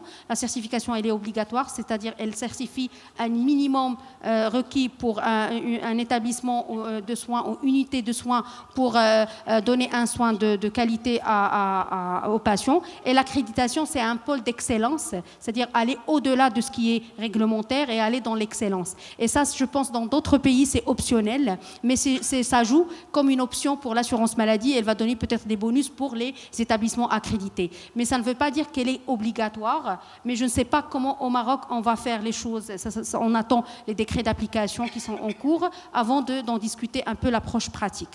Voilà ce que je voulais dire, mais je devais annoncer cette mesure comme c'est une des missions de la Haute Autorité de Santé. Donc elle est inscrite dans la réglementation, il faut en parler, même si ça fait peur, mais c'est vrai. Il faut en parler pour voir comment on va la faire, comment on va la pratiquer dans le cadre de l'assurance maladie, aussi dans le cadre pratique et aussi dans le contexte national marocain. Voilà donc par rapport aux 4 points qui ont soulevé des questionnements. Et s'il y a d'autres... Bon, le système d'information, et ça a été dit, je pense que c'est la pierre angulaire, je l'ai dit tout à l'heure et je la redis, c'est-à-dire on ne peut rien réussir si on ne digitalise pas. Et peut-être en France, ils sont passés carrément à l'utilisation de l'intelligence artificielle. Ben, nous, on veut quand même un système national d'information intégré pour faire évoluer nos pratiques. Peut-être on pourrait utiliser l'IA par la suite, mais en tout cas, c'est prématuré à ce stade en attendant de généraliser ce système d'information. Donc, s'il y a des compléments, donc, on est toujours là et je laisse Dr Melfouf pour répondre à d'autres questionnements. Merci. Merci. Dr Melfouf, est-ce que vous souhaitez... Je crois que Dr Ahmed Yassine a pu répondre à certaines questions. Quand je parle de réforme et de saisir cette phase très importante pour notre pays, c'est d'instaurer un climat de confiance dans un premier temps entre les professionnels de santé et l'administration. Quand je parle de l'administration, c'est-à-dire les organes gestionnaires, les départements ministériels, le régulateur. Un climat de confiance où on devrait, à travers lequel, établir ce cadre conventionnel. Parce qu'il est important de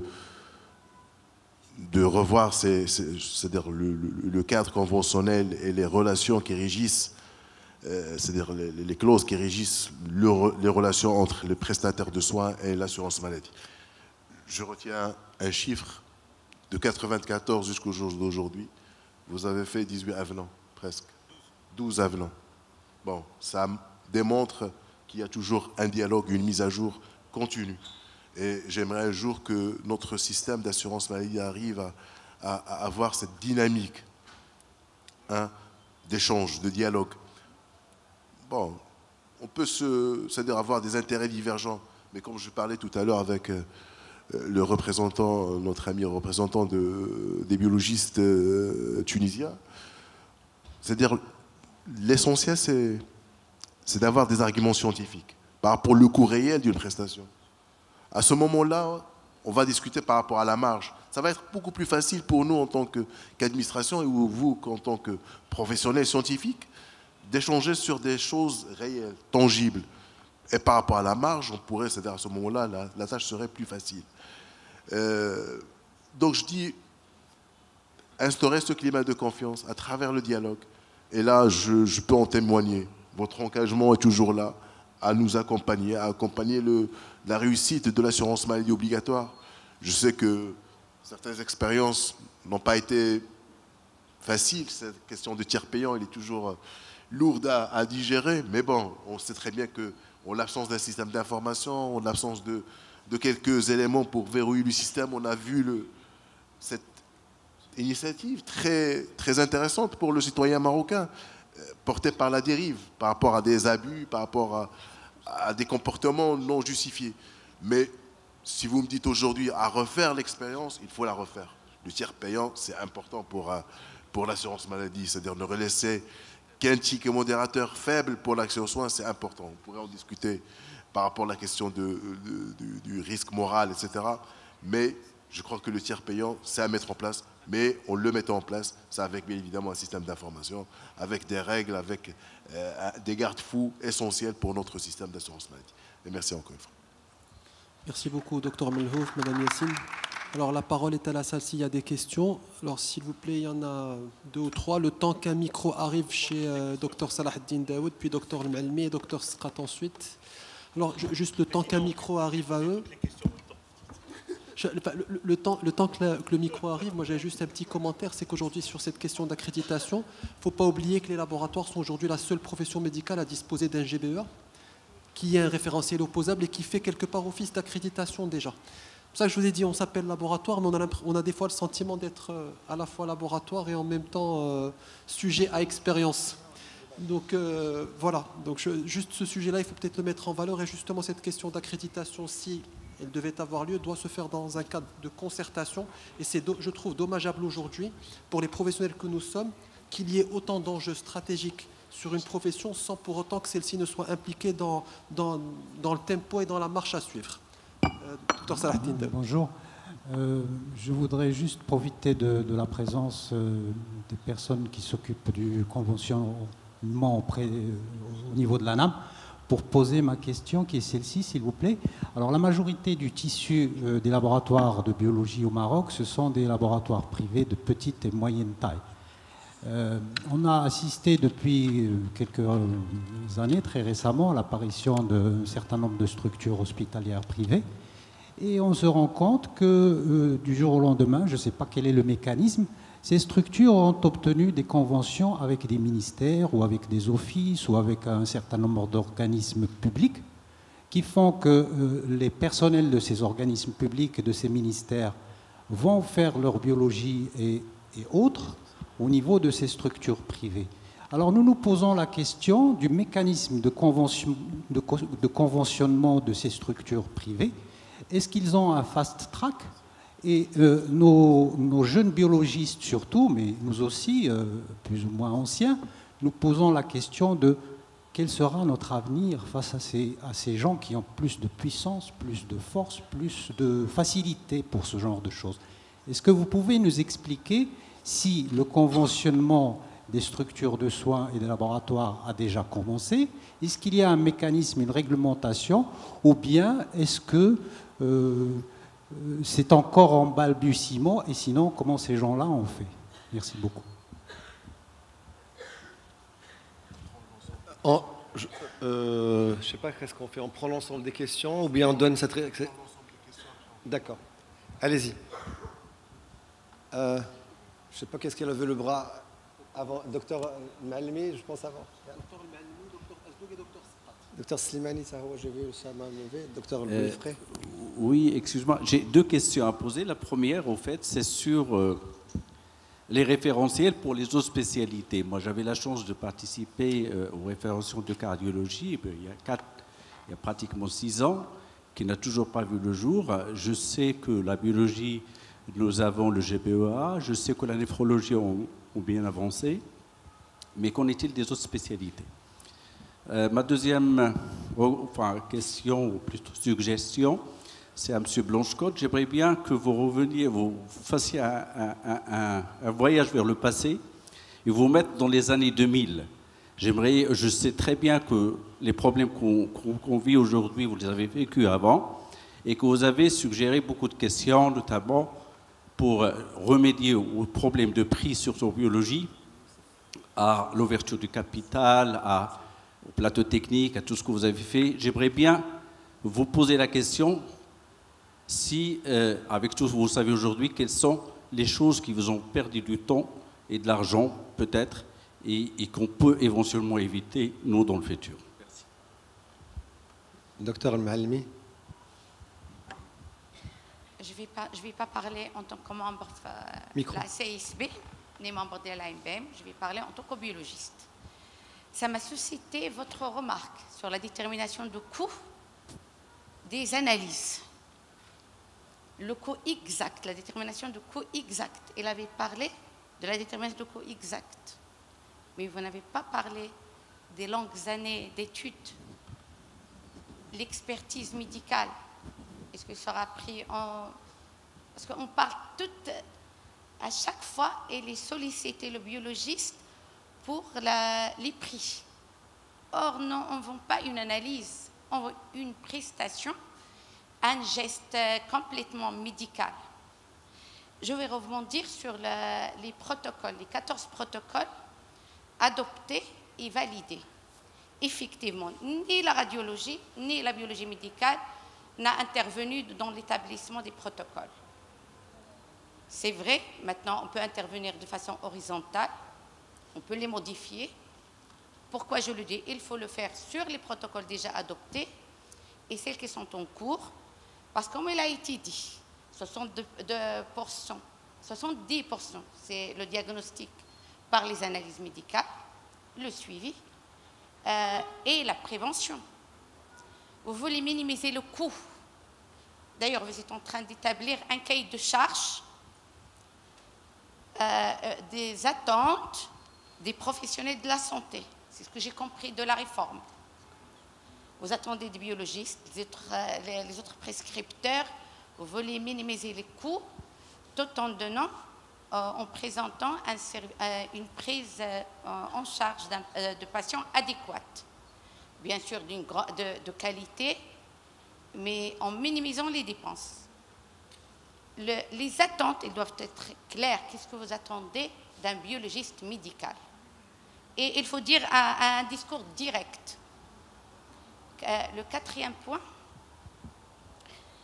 vous avez parlé de comment il peut, je crois que c'était le docteur Louazani, on peut intégrer le biologiste médical dans les campagnes de sensibilisation, les campagnes et les programmes désignés par le ministère de la Santé. S'il veut prévenir des complications, dépister la tuberculose, dépister le diabète, il faut mobiliser tous les biologistes. Et ceci en reconnaissant leur rôle, bien sûr. C'est ce que j'avais. Merci beaucoup, Madame Dr Malmi. Docteur Youssef Skrat veut intervenir. S'il vous plaît, si vos questions peuvent être vraiment assez succinctes parce que nous sommes pressés par le temps. Docteur Youssef Skrat, il avait la parole. Merci, merci. Moi je vais être très succinct. Juste, on a parlé de beaucoup de choses ici. On a parlé d'accréditation au niveau de la loi, etc., etc. Il faut revenir aux bases. C'est bien de parler d'accréditation, tout ça. D'abord, comme a dit le Dr Touzani, on a un GBEA. Est-ce que le GBEA est appliqué d'abord? Il faut vraiment, quand on parle d'accréditation, on parle de minimiser les coûts. Alors si on choisit l'accréditation 1589, on ne va pas du tout vers une baisse des coûts. On va vers une explosion des coûts. Donc il faut vraiment choisir, il ne faut pas voir ce que font les autres, choisir notre modèle. Qu'est-ce qu'on veut? Quelle est la biologie qu'on veut? Avec quel coût? Et revoir nos bases. C'est ça le message important. Et impliquer les biologistes dans toutes ces décisions qui se prennent. Nous, on a l'impression qu'on n'est pas impliqués. On a parlé d'accréditation, la nomenclature. La nomenclature, elle est loin. Il y a des examens qui sont obsolètes dans la nomenclature. Vous avez parlé de la régulation de l'installation. Ça fait combien d'années qu'on demande ça et si on n'agit pas, on va vers la catastrophe parce qu'il n'y a aucun frein. C'est trois, et j'arrête là. Trois choses très importantes. Merci. Merci beaucoup. Docteur Belfré, s'il vous plaît. Et dernière intervention parce que nous sommes pressés. C'est Slimane. Je t'ai cherché tout à l'heure, je n'ai pas trouvé. Je t'ai cité tout à l'heure. Alors merci pour les interventions de tout le monde et merci pour votre écoute, l'écoute de l'institution qui a accepté de partager cette table ronde avec nous. Je tiens juste à rejoindre deux remarques importantes, donc je ne vais pas être longue. Il y a deux choses qui m'ont interpellée. La mise en place de l'accréditation est certes importante, elle fait partie des grands axes de la nouvelle réforme, mais toute nouvelle réforme est une opportunité, donc il faut voir les choses de manière dans leur ensemble. Il y a plusieurs actions qui doivent peut-être précéder une application aveugle ou une obligation aveugle d'une procédure d'accréditation. Il y a tout le statut et toute la loi qui organise les laboratoires qui doit être revue pour nous permettre justement de mutualiser les moyens et de ne pas de faire en sorte que cette accréditation n'implique pas une augmentation justement des coûts et une augmentation des prix des analyses pour les patients. La deuxième remarque, c'est, je suis médecin Et j'ai du mal, quand j'entends parler de marge dans ma profession, généralement ma profession ne génère pas de marge, elle génère des honoraires. Calculer les coûts juste par rapport aux intrants et aux sortants, c'est une vision réductrice de notre profession. Nous sommes une spécialité médicale. Et dans cette vision de coût, je suis sûre que l'ANAM a prévu la part de l'expertise médicale dans l'estimation du coût d'une analyse. Voilà. Merci. Merci beaucoup, Dr Belfré. Dernière intervention, on donne le micro à Dr Slimani. Merci. Merci beaucoup, cher ami Mohamed Ben Azzouz, et à l'équipe de l'AMBM qui a donc pensé à inviter à cette table ronde qui bénéficie de la présence d'un parterre d'experts et d'intervenants de qualité, de haut niveau. Donc, je remercie M. Melhouf d'avoir accepté d'animer cette table ronde, ainsi que Mme Yassine, et je remercie mon ami François Blanchecotte d'avoir participé, d'avoir apporté des informations ô combien précieuses. Parler de la place du biologiste, bien sûr, suppose que cette place, elle est d'abord légiférée. Légiférée par quoi? Par une loi. La loi, elle remonte à la loi 1201 avec ses décrets d'application qui remontent à plus de 20 ans à peu près.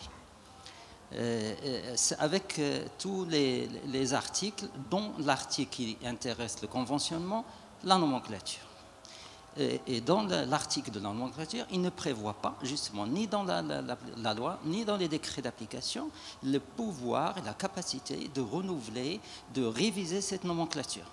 Dr Ouazzani a cité un exemple concret concernant un paramètre qui ne sert à rien et qui continue à être remboursé, l'intramédia, examen direct, alors que si on applique l'approche syndromique, à juste titre, nous allons économiser à l'ANAM, aux caisses, un argent considérable. Et j'ai aimé la proposition, le concept de SCAP, c'est ça François, c'est-à-dire les soins concertés avec les patients. C'est magnifique. Si ce concept-là devrait être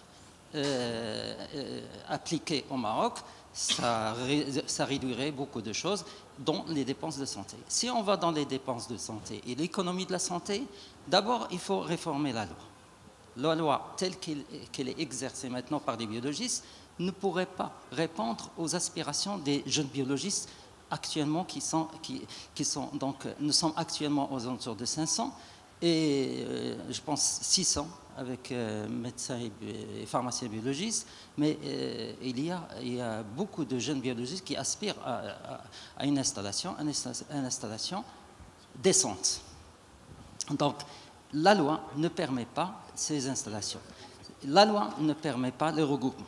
La loi ne permet pas beaucoup de choses telles que l'exercice, c'est-à-dire les paillasses délocalisées, sauf l'exception de la 47-14 qui a permis l'exercice délocalisé de la paillasse de la biologie de la reproduction, la seule. Et celle qui a eu donc la primeur d'autoriser pour le biologiste l'exercice sous d'autres formes, dont la SARL, qui est jusque maintenant interdite par notre loi, par la loi 1201.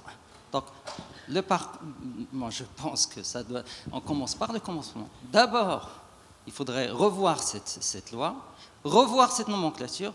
M. Melhouf est témoin, nous n'avons jamais répondu négativement, nous avons toujours répondu présent pour toute demande de révision des actes de nomenclature, émanant même des organismes publics.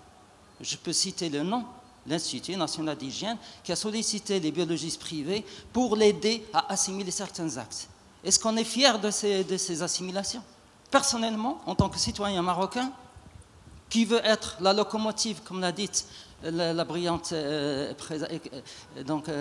intervention de Mme Yassine, on veut être la locomotive en Afrique, cette assimilation, lisez l'assimilation, c'est honteux d'assimiler des actes avec des actes qui n'ont rien à voir avec les actes primaires. Donc ces assimilations, c'est des bricolages. Est-ce qu'on va continuer avec ce bricolage? On veut se mentir à nous-mêmes. Le discours de Sa Majesté, que Dieu le glorifie, a été clair. C'est aller de l'avant avec des concepts clairs et nets. Je ne vais pas m'attarder, mais je vais juste corriger donc une phrase. La certification, Madame Yassine, n'est pas obligatoire. Ce qui est obligatoire, réglementaire, opposable, c'est le GBA, le guide de bonne exécution d'analyse, qui est lui aussi déçu. Donc il faudrait le revoir aussi. Et la certification n'est pas obligatoire, c'est volontaire. L'accréditation, comme l'a souligné Setouzani, n'est pas du tout donc, à l'ordre du jour. Et surtout, l'expérience outre-mer a démontré la cherté et la non-efficacité et l'effet négatif sur l'évolution des laboratoires, surtout pour les jeunes qui vont s'installer. Le conventionnement, on ne l'a jamais refusé, M. Mlouf. Vous nous avez invités, mais on ne peut pas re-signer donc les instances qui ont donc participé aux rencontres, que vous avez eu la gentillesse, l'amabilité de les provoquer, que ce soit donc le Conseil des pharmaciens biologistes ou la Chambre syndicale des biologistes, dûment représentés, ne pouvaient pas avancer sans la nomenclature. La nomenclature, c'est un travail qui a pris plus de 10 ans. Et elle est là, elle a été finalisée. On nous a fait subir toutes les épreuves. Je salue le courage et la patience et la persévérance de mon ami Hassan Ben Fers et Dr Bouchra Bellefqi. On commençait par faire des travaux, des présentations. Après, on nous parle de la classification.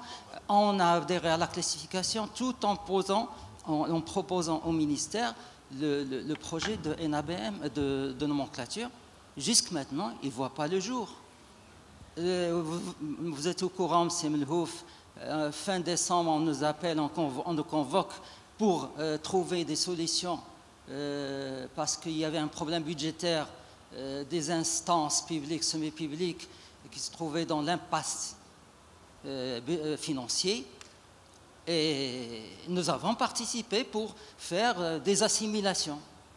On ne voit pas la réponse à nos efforts. Donc, je veux bien croire au climat entre les instances et votre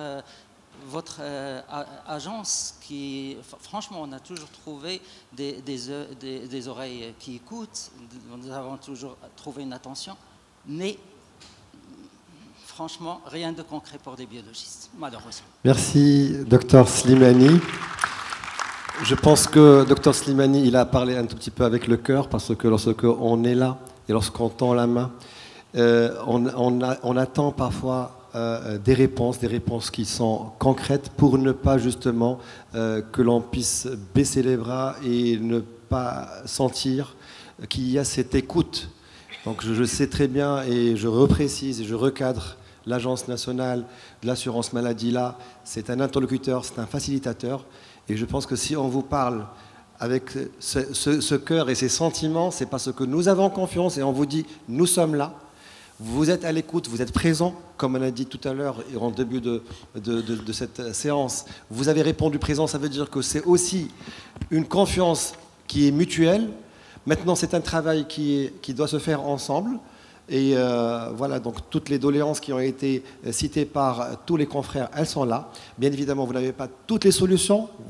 On sait très bien que votre rôle, il est dans un certain cadre limité, régulateur, qui ne concerne pas les autres points sur lesquels on a discuté. Et donc, je vous cède la parole pour répondre éventuellement à tout cet tas de questionnements et d'interpellation. Voilà, bon courage, comme a dit l'autre jour, l'ami François. Bon, en aucun cas, c'est-à-dire, bon, toutes ces questions sont pertinentes, bien évidemment, et démontrent que, c'est-à-dire, l'intérêt que porte le biologiste par rapport à ce projet sociétal qui est l'assurance maladie.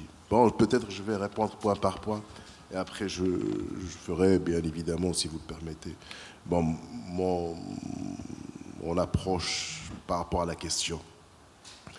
Quand on parle des conventions bilatérales, bon, je vais peut-être rester sur le plan réglementaire, au niveau de la loi 65/0 qui régit les règles au niveau de l'assurance maladie.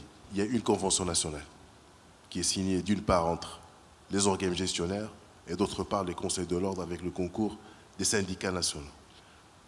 Ça s'arrête là, sous l'égide de l'ANAM. Bon, autre chose, ce sont ces conventions-là qui fixent le tarif national de référence, ce sont ces conventions-là qui constituent la base de remboursement et de prise en charge pour l'assurance maladie. La question de référentiel, bon, si j'ai bien compris, c'est référentiels médicaux. Oui, par rapport aux d'autres disciplines, bien évidemment. Bon, je vais être très bref par rapport à cette question de protocole thérapeutique et de référence médicale. Bon, référence médicale et protocole thérapeutique, c'est une culture avant tout. Ça n'arrive pas du jour au lendemain, un pays veut faire les protocoles thérapeutiques. Sinon, on va trouver les protocoles thérapeutiques partout dans le monde. Les protocoles thérapeutiques, c'est une culture. Cette culture, on a commencé avec l'avènement de l'AMO, avec la convention signée entre la Société marocaine des sciences médicales, le Conseil de l'ordre et le ministère de la Santé. C'est vrai, au jour d'aujourd'hui, on a pu élaborer certains protocoles thérapeutiques, mais c'est un processus continu, comme l'a dit Dr Hamel, et c'est un processus qui devait être amélioré. On ne dit pas qu'on est arrivé au bout et au maximum d'un protocole thérapeutique. Vos remarques concernant l'absence d'une société médicale de biologie médicale ayant intégré les groupes de travaux pour élaborer les 14 protocoles thérapeutiques, ça pose un problème. Maintenant, c'est-à-dire il y a nécessité de revoir et de se rattraper, oui. Mais ça, ce n'est pas l'ANAM qui va le faire, c'est bien évidemment la société médicale qui devrait se manifester auprès des sociétés marocaines des sciences médicales. Quand je m'exprime par rapport au coût, bon, moi je suis aussi médecin, je respecte les médecins, je respecte les collègues et les confrères. En aucun cas, quand je parle de coût, je parle de coût, c'est-à-dire en assurance maladie. Ce n'est pas le même appréhension que j'ai quand j'étais médecin, etc. Quand je parle de coût, il y a le coût direct, le coût indirect, il y a une marge. Et quand je parle c'est-à-dire avoir de justes coûts sur le plan scientifique, cet exercice, on l'a fait. Parce que, avec Sislimani et l'équipe, il y a 10 ans déjà, pour une centaine d'actes, même 200 actes, on est parti dans le détail de l'acte de biologie médicale. Bien évidemment, en valorisant l'expertise et la valeur du temps médical. Et c'est pour ça que je comprends un peu le désarroi de Sislimani, parce qu'on ne capitalise pas sur ce qui a été fait bien avant. Et je crois que c'était un travail très intéressant pour l'assurance maladie, où le coût de chaque acte de biologie médicale a été décortiqué. Et par conséquent, dans les discussions, personne n'a pu contester le montage, disons, budgétaire de chaque acte de biologie médicale, parce que c'était tellement clair et tellement scientifique. Maintenant, si vous me dites demain, je veux rembourser un acte de biologie médicale à temps, si vous n'avez pas les arguments scientifiques pour me convaincre, automatiquement l'organe gestionnaire va refuser. S'il n'y a pas un soubassement scientifique, du coup, avec le coût direct, le coût indirect, ce que me coûte un réactif, et il y a toujours cette question de marge. Maintenant, il faut que, c'est-à-dire nos discours aussi, dans l'assurance maladie, parce que c'est vrai, c'est 20 ans, c'est récent dans notre pays. C'est récent, il ne faut pas. Mais il faut qu'on s'adapte aussi à avoir un coût d'économiste en quelque sorte, même si vous êtes bien évidemment des médecins, des pharmaciens, mais on adapte nos discours par rapport à l'interlocuteur qui est souvent un économiste, un administrateur qui devrait gérer cette question de pérennité financière des régimes.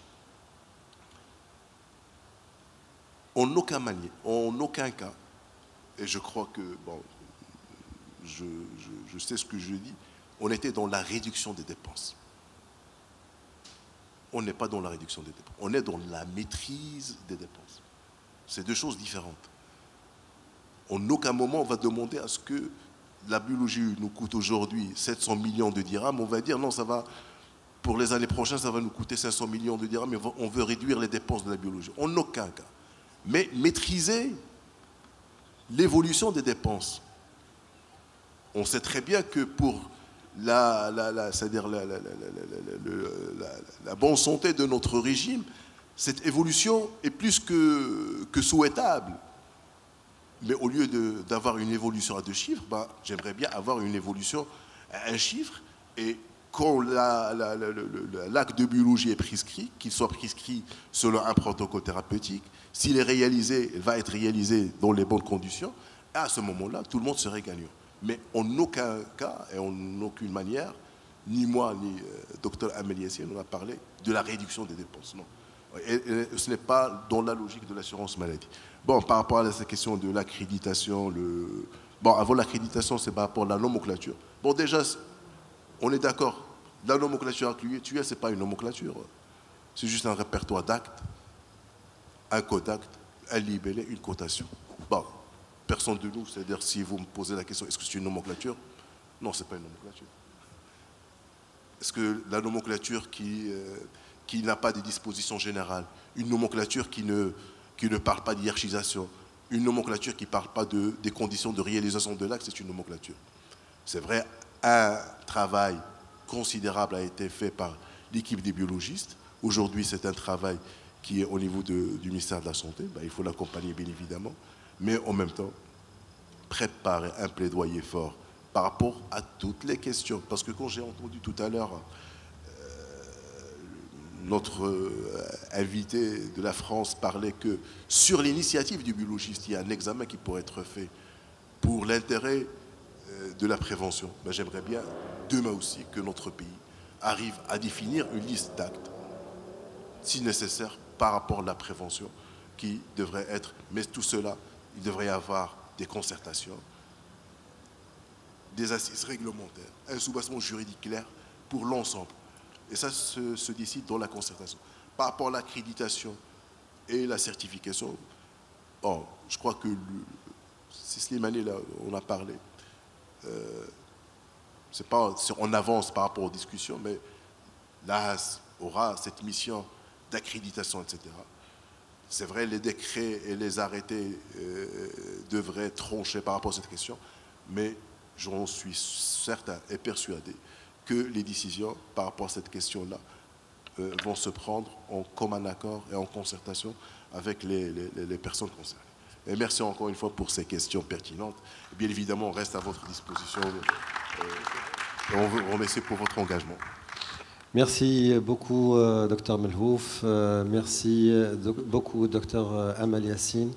Merci, Madame la Présidente du Conseil des pharmaciens biologistes, Madame Znebar. Merci à notre cher Atzman Touzani, Président de la Chambre syndicale des biologistes. Merci, François. Merci, Dr Ouazani. Et merci à toute l'assistance. Pardon ? Je pense que les questions... Pardon ?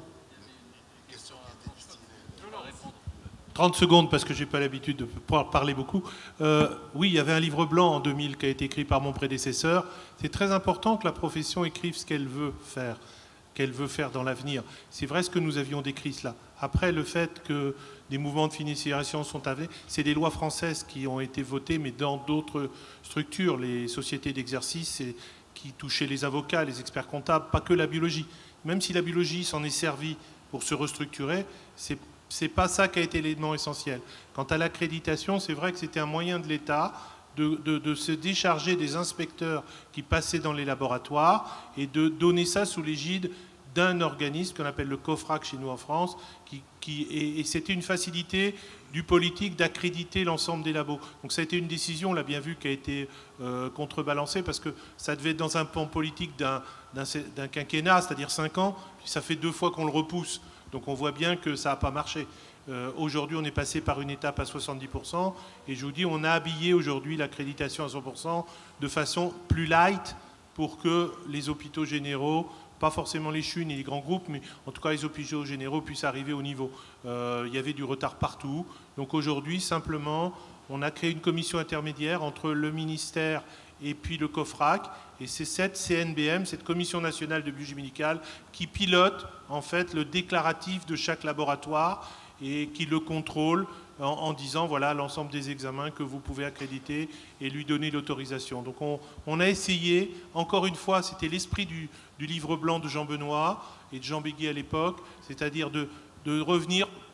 La biologie se contrôle par les biologistes, pour les biologistes, et avec le concours de l'État, du ministère, des organismes qui sont au rôle. Mais on est au cœur de notre responsabilité professionnelle, à travers les syndicats, les ordres, de pouvoir dire ce qu'on veut vraiment, ce qu'on devienne demain.